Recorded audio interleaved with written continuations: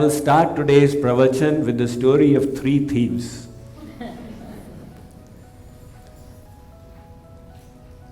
The first thief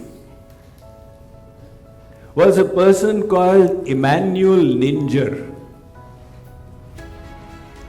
He is mentioned in Wikipedia as Jim the Pen Man. This was the year 1892. A respectable gentleman in his 70s, along with his wife, walked into a small store in New Jersey. After purchasing fruits and vegetables, when he was checking out and gave a $20 bill to the lady clerk, when she touched it, the paint came off the note. She was astonished. Is this a fake note? But this person is very respectable and he has been coming here since the last 20 years. Nevertheless, on a hunch, she reported to the police. The police had been aware of somebody who, with great expertise and skill, had been painting notes. They didn't know who it was because when the note would go into circulation, nobody would realize it. It was that accurate. So they had given him the name Jim the Pen Man. They obtained a search warrant and entered his home. There they discovered 3 notes were work in progress. He used to get bond paper from the US Treasury, purchase it, dip it in coffee to make it transparent, place it on top of an actual note over a glass piece with light below. He would then trace it and fill colors in it with a camel hair brush. He was so expert that people would not know. Finally, if the note would be discovered, art collectors were willing to buy it for $5,000. $20 of those days is in any case worth $5,000 of today.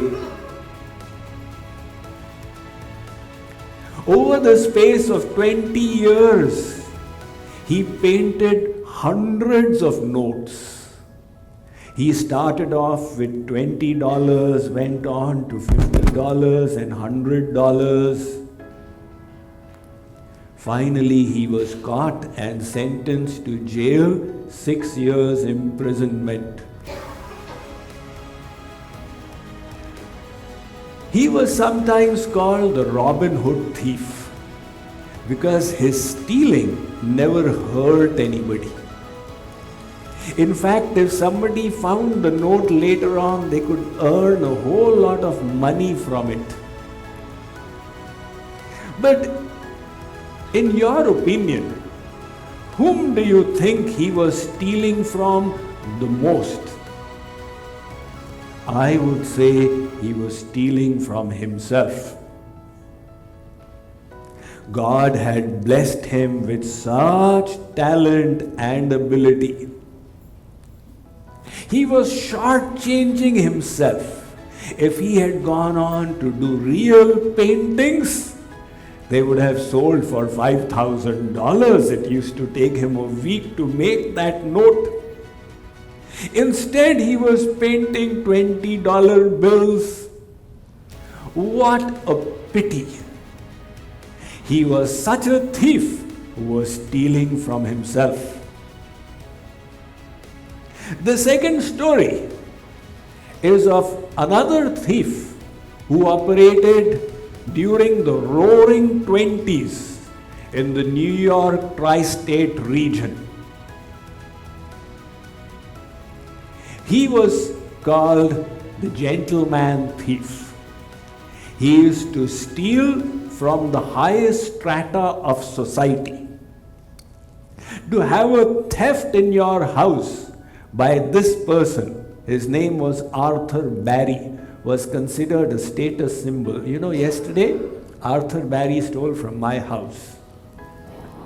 So it's a mixture of good and bad feelings. His modus operandi was like this. He would gate crash into a party, and then he would pay a visit upstairs to find out the map above and leave a window open. Later, the other side of midnight, he would pay a visit. He continued to steal at the rate of $750,000 a year for 10 years at a stretch.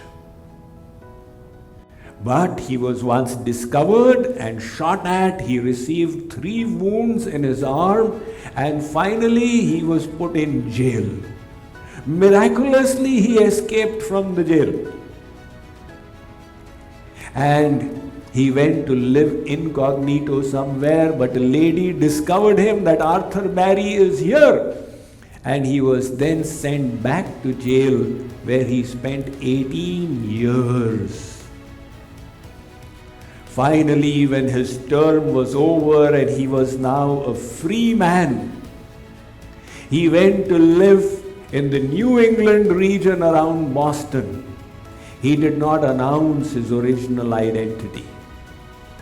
But because he was so well known, finally the news got around that the great gentleman thief Arthur Barry is in our midst. He was not now doing anything illegal. Correspondents from around the country descended to interview him. One question they often asked was, "Whom did you steal from the most?" He said, "The people I was stealing from were also thieves. I would steal worth $300,000. They would report a theft to the insurance of $800,000. Such dishonesty and lack of integrity. However," he said, "the person I stole from the most was myself. God blessed me with a fine intellect, with dexterity of the musculoskeletal system, with which I could have done so much. Those God-given talents, I misutilized them in such a shameless way." Now let us come to the third thief.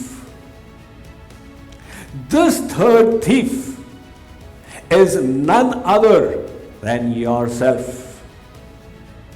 and myself. Whom are we stealing from? From our own selves. God has blessed us with infinite potential. If we are not manifesting and utilizing that potential in a constructive and meaningful way to make a difference in ours and others' lives, we are stealing from God. It may not be a theft in the eyes of the law, but it is a theft nevertheless.